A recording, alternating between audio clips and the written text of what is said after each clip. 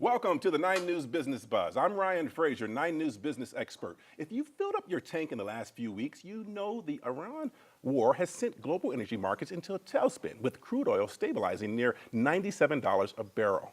But this energy shock is creating a bizarre dual reality here in the Rocky Mountain region. While you are paying the highest prices in years at the pump, Colorado's state budget may just have a massive windfall from the exact same crisis. Joining us to break down the newly released Rocky Mountain Economist report are the Denver branch executive for the Kansas City Federal Reserve, Nick Sly, and energy and commodity market specialist, David Brojevich. Did I get that right? Got it. Close to it. So thanks for joining us, gentlemen. So the energy market is really causing a lot of issues and concerns in the community. Dave, I want to come to you first. Let's start with the commodity markets. We've seen energy shocks before, but when you look at the disruption caused by this Iran war, how does this shape up in terms of size and scope when you look at historical, if you will, episodes? And is this actually different? Yeah, absolutely. Thank you so much for having us on. So when we think about this Iran shock and sort of the recent conflict, you can think about it as about 20% of global petroleum trade disrupted. So we think about the Straits of Hormuz and a large transportation thoroughfare where you've got large VLC, very large crude carriers and ships moving sort of petroleum products and oil. So we contextualize this supply shock relative to, let's say, a Russia invading Ukraine. It's about twice as large. So large in scope, we're characterizing it as kind of one of the biggest in modern history. Wow. Nick, let's talk about the consumer wallet for a second. The gas station sign changes overnight, but when diesel and fertilizer prices spike for producers, how long does this take for those costs to pass through the supply chain and hit everyday items like groceries and airfare? Yeah, you see it being very different than things like tariffs, where folks have noted last year there's a cost shock that pushed tariffs up, but that takes about a year to pass through. And businesses are telling us they have no compunction whatsoever about passing these higher gasoline prices or shipping prices on almost immediately. So it's taking not very long at all for folks to start passing on, for food on the shelves or for airfares. Those prices are rising pretty quickly. And really the only impediment to actually pushing the prices up on maybe some retail goods, if you think of like shipping cars across the country if you want to buy a new car, shipping baby clothes across the country and you want to buy those. It's really just how quickly can you change the prices on the shelf. And some of those prices are locked in for about 6 months, but anything that's not locked in, we're actually starting to hear from food suppliers, from airfares and others that those prices are going up pretty quickly, if not fully passing on the prices that we're seeing in gasoline and diesel. This is something you think we'll kind of continue to see over the weeks, months, even like further down the road? It's something that, it does take some time, as you can see the gasoline prices at the pump go up immediately. Right. But it does take a little bit of time for businesses to actually work through those shelving prices, and it does continue for quite a while. But whereas tariffs was like 12 to 18 months, this is maybe a little bit shorter than that. You're thinking like 6 to 9 before you start to see the full effects of that rising. Yeah. That said, I don't want to give the sense that the shock is over.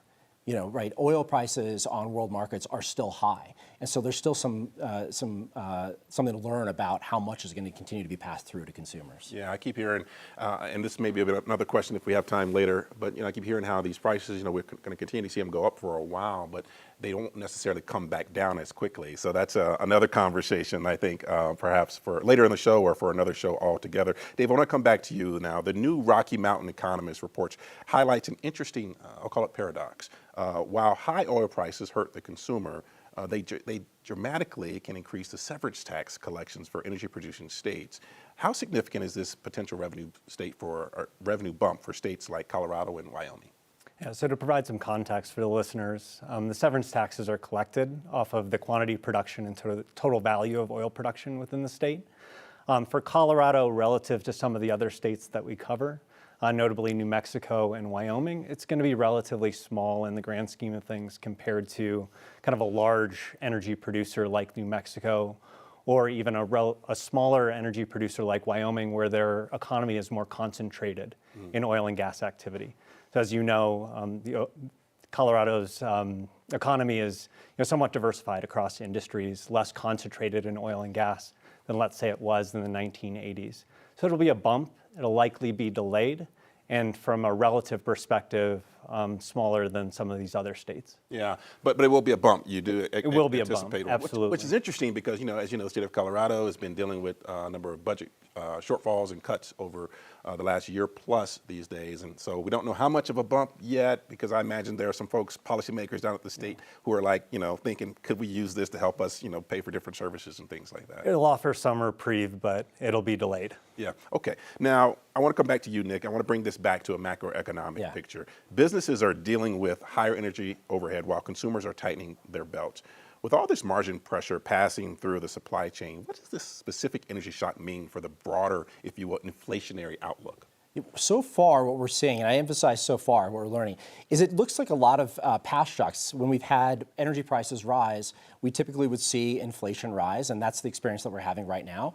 Typically, when you see oil prices go up, you kind of know how much it's going to pass through to overall inflation. What's different right now is the size of the increase in the prices of oil.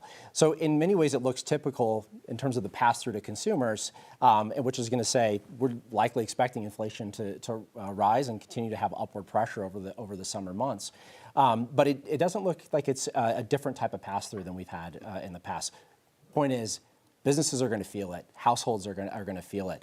One of the interesting offsets, when we think about the increased tax revenue that's going to come to state budgets, is another source of tax revenue is not just the severance taxes, but it's all the sales tax that you get when people come here in the summer and they go to the resorts, or they go to the mountain towns, or they go and visit some of the attractions here in Denver. If folks aren't willing to drive or fly here because of those prices, you could see a little bit of offset in some of that prices. So, David chose his word really carefully. It's a bump, not a boon. It can provide a little bit of support, but we're still going to learn how much businesses are going to curtail their activity, or how much consumers are going to curtail their travel, what that might mean for sales tax. Last few seconds, either of you, what else are you hearing from businesses? I think one of the most important things that we're hearing is that they're going to talk to their vendors, they're going to talk to their retailers, and they're trying to renegotiate these prices. They're going to push those prices on when they can. All righty. We got to leave it there. So much more we could absolutely talk about. The energy market is the ultimate domino effect. What starts as a geopolitical war thousands of miles away eventually dictates the price of an airplane ticket out of Denver and the tax revenue our state benefits from.